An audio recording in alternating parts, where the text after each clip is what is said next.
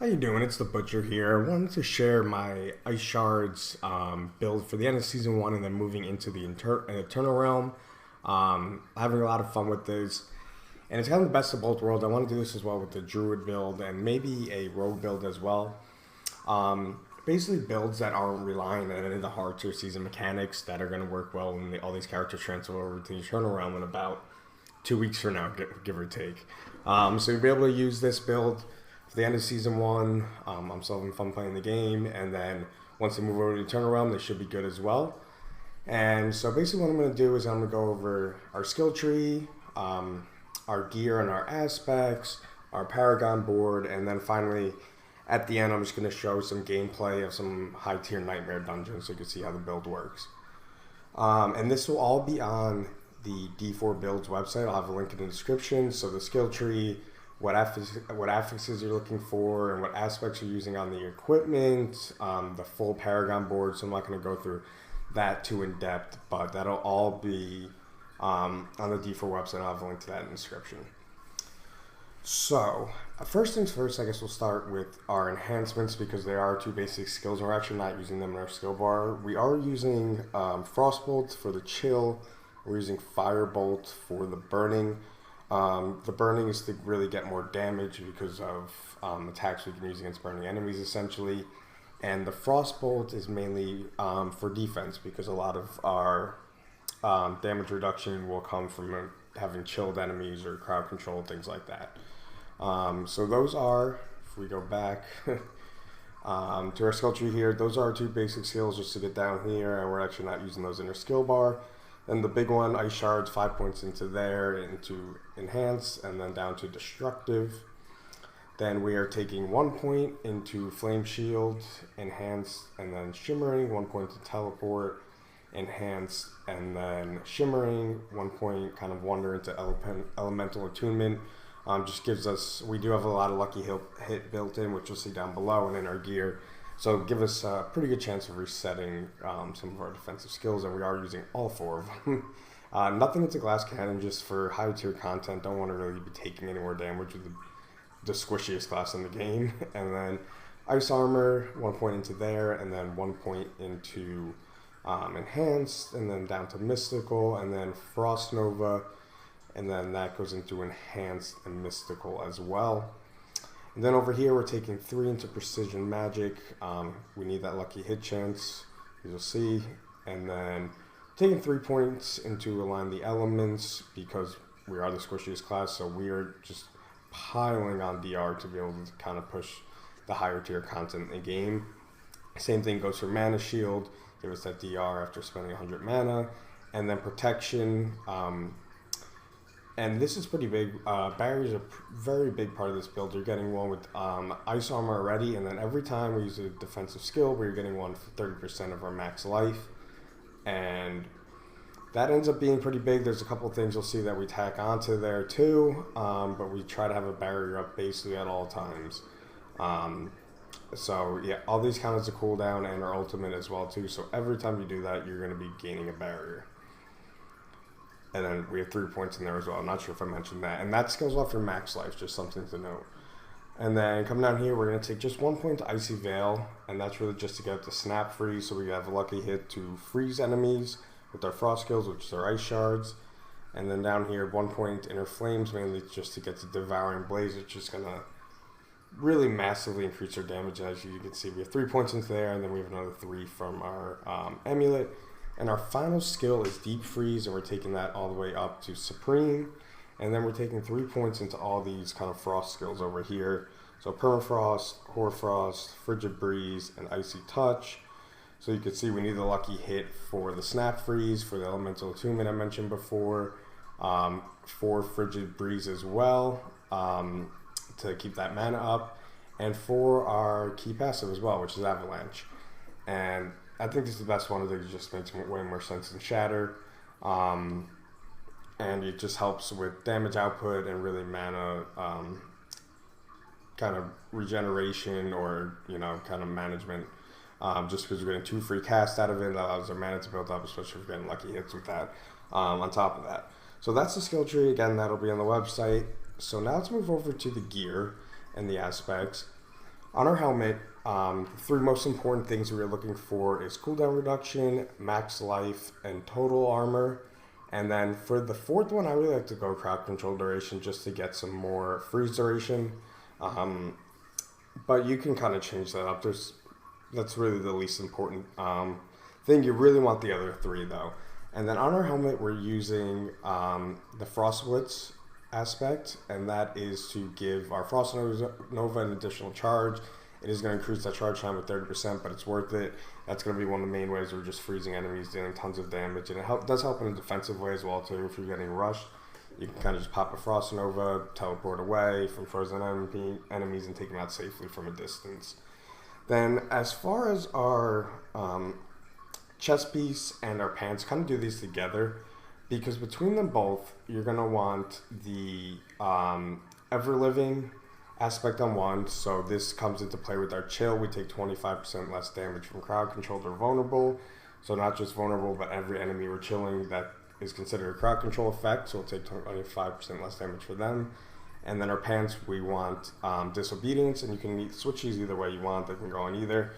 But also between them, so we want two things on both of them. We want damage reduction from distance, because we're trying to keep our distance, and we want total armor on both. And now, as far as the other affixes we're looking for, so I actually don't have it, but I want close on one of them would be preferable. I want DR on one of them, and then I want either 2 reduction from enemies that are burning, or 1 from enemies that are burning, and 1 just flat DR. I think would be the best and most optimal. And I should mention as well too, this little ability you get here, I think is actually great. It's by far the best one you get in the pants. Is while injured, your potion grants you 30% life as a barrier.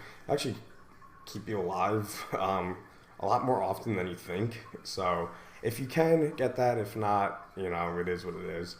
But then moving on to the gloves, we're going to be taking kind of your classic gloves: crit chance, lucky hit chance, attack speed, and then ranks of ice shard. And on that, we are using the piercing cold aspect. So our ice shards pierce 4 times. They do less damage per hit, but they're just affecting more enemies, burning more enemies, chilling more enemies, doing more damage.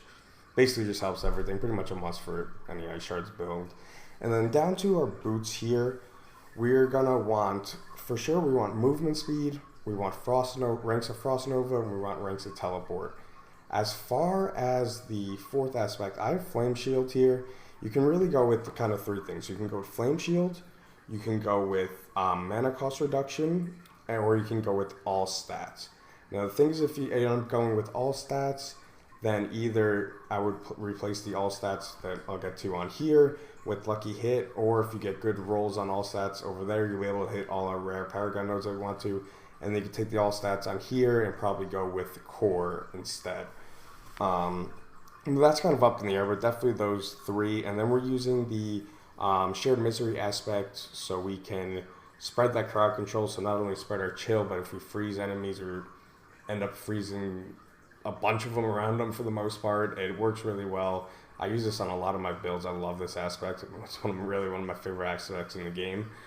And then moving down to, we're going to be using a wand and focus setup, just probably like most sorcerer builds. We are using rubies in the armor as well. And then we are using emeralds in the weapons. For your wand, like I mentioned before, the all set's a little bit different, but you're definitely going to want int, you're going to want vulnerable, and you're going to want crit. And then if you can get core as well too. And for this, we're using the control aspect, I believe it's called, where you deal 30 up to 35, I only have 33 on here, to immobilize, stunned, or frozen enemies. Obviously, ours are mainly going to be frozen, and this is just going to boost our output a ton. We're going to deal a ton of damage to frozen enemies with this build. Now, for our offhand, we are going to use the accelerating aspect for more attack speed, and then we're also going to be using for sure on cooldown reduction, mana cost reduction, and critical strike. And then again, we have the all stats on here, but if you're able to hit those Paragon nodes without it, you can get more lucky hit chance on this as well too. Now for our jewelry, we are going to be using, so I'll go over the hearts first. We're going to be using the Barber Heart, we're going to be using I believe it's called the Heart of Revenge, just the damage suppression one. And then I forget what this one calls, but it's for every unique element you deal damage with. You deal 11 point or up to 12 percent increased damage for up to 12 seconds. So we are pretty much always going to be doing two. We're always going to be doing fire and cold. And then if we do end up hitting enemies with our teleport, that actually does lightning damage, so it'll give us a third, and it helps with bosses, as you'll see later. I'll talk about that. But let's start with the amulet. This is really the perfect amulet, to be honest. You really want cooldown reduction, movement speed, and ranks of all defensive skills are pretty much kind of must-haves. And then Devouring Blaze, I think, is by far the best you can get, but you could get other things like some of these skills down here, like the Hoarfrost or the Icy Touch or something like that. But I do think Devouring Blaze is far and away the best one. And then we're going to have the aspect here where when we have a barrier, we deal increased damage. Like I said, we're kind of being out of a barrier pretty much all the time. So just another way to up our damage output. And then for both of our rings, we both want, well, I guess for the aspects first, on one of them, we're going to want the Avalanche Key passive applies one additional cast, and then on the other one, we're going to want the mana regeneration when using a cooldown.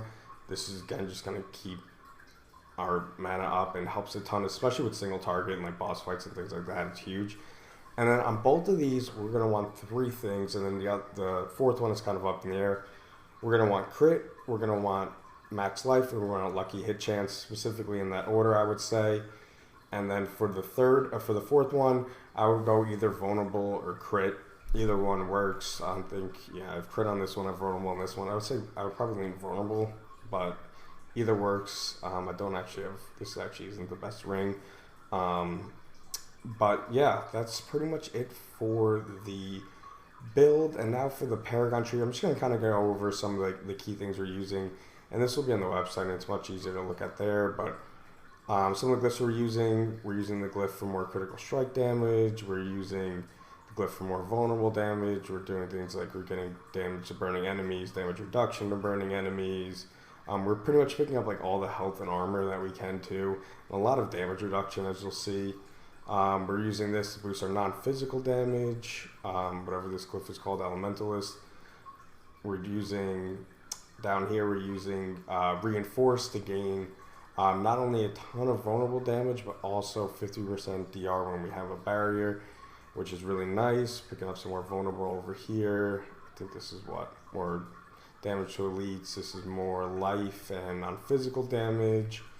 Over here, we're going to be using the control to do more damage to crowd control enemies. And then also if they are, we do 10% more when they are chilled, and then we'll do 20% more when they are frozen. So really our frozen damage is just insane. And this is actually the one legendary node we're picking up here is Icefall. So when we kill a frozen enemy, we're adding to that barrier. We get a barrier 50% of our max life, and that's why we're trying to pick up all the health nodes we can and use rubies, because we can get as much, as much barrier as possible. And like when we use a Frost Nova and we take out like 4 or 5 frozen enemies and pair that with a defensive skill, we end up getting a pretty nice barrier going. And this is really where that all stats is going to come into play for these nodes over here. We don't have damage reduction. I can't even know if you can get that on your gear, but we're actually getting a ton of it from our Paragon board. Specifically, we have here and down here, we get 12 from each of these, and we need those all stats to hit these. And then we're also getting 20% more cold damage, which is nice too. And then finally down here, doing the Breeze and the Flame Feeder do more damage to burning enemies. This legendary node doesn't matter at all. But yeah, that's the build. Like I said, it'll be up on the website to look at. I'll have that link right in the description so you can kind of see exactly how it's set up and everything like that. But yeah, now I'm just going to show some gameplay of some, I believe it's a tier, I recorded it before this, I think it's tier 97 Nightmare Dungeon. So enjoy that, and I will definitely be bringing more builds in the future. Okay, now for the gameplay portion. Not a tier 100, assuming you got a tier 97 Sorc layer, whatever you call it. You can see the affixes up there. Nothing too crazy. The unstoppable doesn't really help when they get frozen, but we're going to go through this. And let's go through a little bit slow. It is a sorcerer, so it is still pretty squishy, but you can just see the insane damage. We're freezing everything. It's a high tier nightmare dungeon. This isn't no walk in the park, but just to give you an idea. And again, this should be good moving into the Eternal Realm because you're not missing all that much. You're missing a little bit on the damage, a little bit on the damage reduction. That's going to be the same thing with every class. So I think this is the build I'm rocking at the end of the season for the next couple of weeks. And I think moving into the Eternal Realm, this build should be good. And I'm not used to playing and talking, so I'm sorry for the probably lackluster gameplay. Like, I'm just taking poison damage for no reason, but bear with me. So, I mean, you can see, especially with the cooldown resetting our mana, we pretty much never run out of mana. Even like single target there, you saw it's pretty good. And then you'll see there is that boss fight against the spider later. You can use deep freeze and you're going to reset all those cooldowns. You can pretty much do that halfway through the fight and you're good to go. And you can see just kind of how we're approaching it. We're coming in with the Frost Nova, freezing it, and then once we're freezing things, we can spread that freeze and we can just deal also insane damage. So, I mean, I love it. I think it's a ton of fun too. You're super nimble. Again, my gameplay is horrible. One, because I'm not very good in the first place, and two, because I'm not used to talking and playing at the same time. But you can't fly through this like you can with some other builds, but I think that's just more the nature, not some other builds, but really some other classes, I guess I should say. I think that's more the nature of being a sorcerer and it just being so squishy that you got to just put so much into defense. You can't really fly by anything like you can with other classes. If you're taking it, like, you kind of have to like kill everything. So if you're taking any kind of damage, you're putting yourself pretty much at risk. But I still want the loot. I need more gold, so we're gonna grab that. And you see, we almost die right there. Just that little bit of damage, just me trying to run by them instead of taking them out from a distance. You can just see, like, definitely got to be careful, but it's very, very possible to push, you know, high tier nightmare dungeons with this. You do have, we haven't even used our deep freeze yet, but that is another kind of resource in your bag.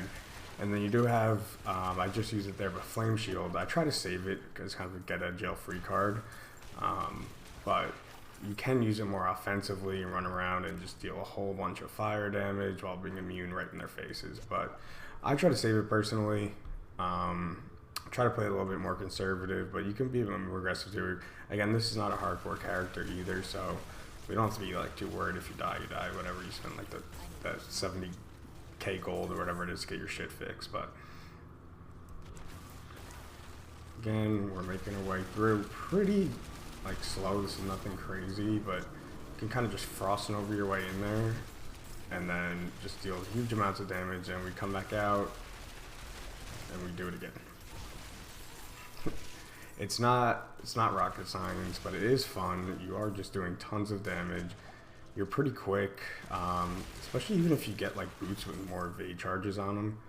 See, again, if I try to avoid that, like it's pretty dicey because just you take so little damage if you don't have like a nice sized barrier up that you're putting yourself at risk at all times. But I've tried, like, I played a lot of Chain Lightning this season, and it's the same deal, if not worse.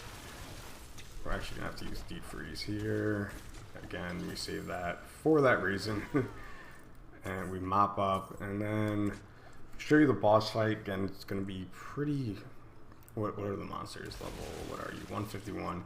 So you can see kind of how we do this, and it's more just about... It takes not a ton of time, but it's more just about keeping the mana up than anything.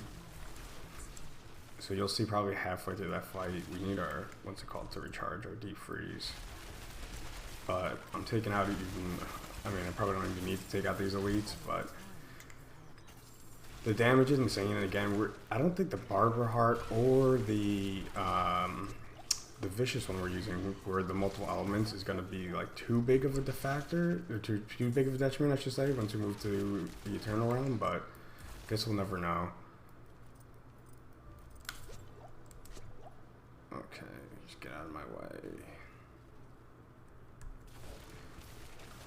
And we're just going to kind of blast away at this, come in, keep blasting away at it. And we see our mana is actually staying up pretty good. It just depends on how many avalanches, and then it goes down as soon as I said it. It just depends on how many avalanches and how many of the other lucky hits you get. And a good thing to do too is you want to put, oh god, we almost died there. You do want to put, or you do want to use, excuse me, teleport to do lightning damage, because you will get an extra bit of damage that we don't typically need, except against bosses, because it's the third type of elemental damage. You get, what is it, another, I forget exactly what our thing is, but it's another like 10%, and there it is, level 97, didn't die. I didn't play it well. Again, I'm not used to playing and talking, but pretty carefree, pretty easy, and that's just kind of showing off the build and what you can do. And again, you can min-max this even more, you can play better than me, and you'll have an even better build, and it should transfer well over to the Eternal Realm. After season one, there's not too much that we're getting help from. Obviously getting a little help from the Barber Heart and the Vicious One and the damage suppression, but this should be one of the better classes to transfer over, and it's also going to be a lot of fun for the last couple weeks of season one. So yeah, that's the build.